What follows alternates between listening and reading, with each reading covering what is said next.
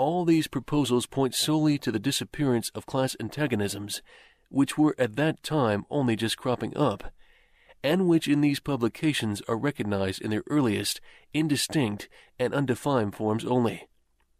These proposals, therefore, are of a purely utopian character.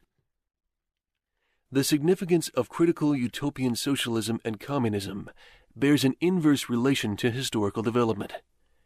In proportion as the modern class struggle develops and takes definite shape, this fantastic standing apart from the contest, these fantastic attacks on it, lose all practical value and all theoretical justification. Therefore, although the originators of these systems were in many respects revolutionary, their disciples have in every case formed mere reactionary sects. They hold fast by the original view of their master in opposition to the progressive historical development of the proletariat.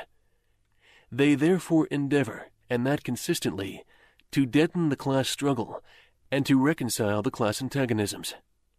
They still dream of experimental realization of their social utopias, of founding isolated phalansteries, of establishing home colonies, of setting up a little Icora, editions of the New Jerusalem, and to realize all these castles in the air, they are compelled to appeal to the feelings and purses of the bourgeois.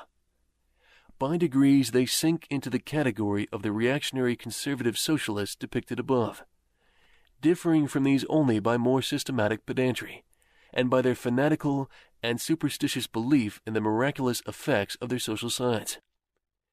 They therefore violently oppose all political action on the part of the working class. Such action, according to them, can only result from blind unbelief in the new gospel. The Owenites in England and the Fourierists in France, respectively, oppose the Chartists and the Reformistes. Part 4.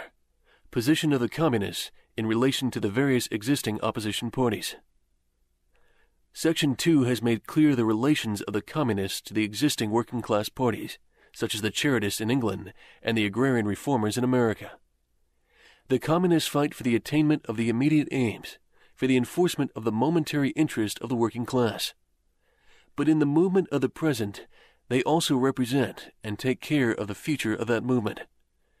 In France, the Communists ally themselves with the Social Democrats against the conservative and radical bourgeoisie, reserving, however, the right to take up a critical position in regard to the phrases and allusions traditionally handed down from the Great Revolution. In Switzerland, they support the radicals, without losing sight of the fact that this party consists of antagonistic elements, partly of democratic socialists, in the French sense, partly of radical bourgeois. In Poland, they support the party that insists on an agrarian revolution as the prime condition for national emancipation, the party which fomented the insurrection of Krakow in 1846.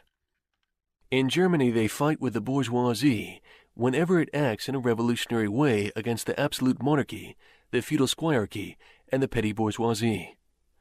But they never cease for a single instant to instill into the working class the clearest possible recognition of the hostile antagonism between the bourgeoisie and the proletariat, in order that the German workers may straightway use, as so many weapons against the bourgeoisie, the social and political conditions that the bourgeoisie must necessarily introduce along with its supremacy, and in order that after the fall of the reactionary classes in Germany, the fight against the bourgeoisie itself may immediately begin. The Communists turn their attention chiefly to Germany because that country is on the eve of a bourgeois revolution that is bound to be carried out under more advanced conditions of European civilization, and with a much more developed proletariat than that of England was in the 17th, and of France in the 18th century, and because the bourgeois revolution in Germany will be but the prelude to an immediately following proletarian revolution.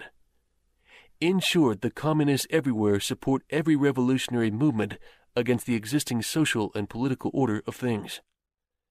In all these movements, they bring to the front, as the leading question in each, the property question, no matter what its degree of development at that time. Finally, they labor everywhere for the union and agreement of the democratic parties of all countries. The Communists disdain to conceal their views and aims. They openly declare that their ends can be attained only by the forcible overthrow of all existing social conditions. Let the ruling classes tremble at a communistic revolution. The proletarians have nothing to lose but their chains. They have a world to win. Working men of all countries, unite.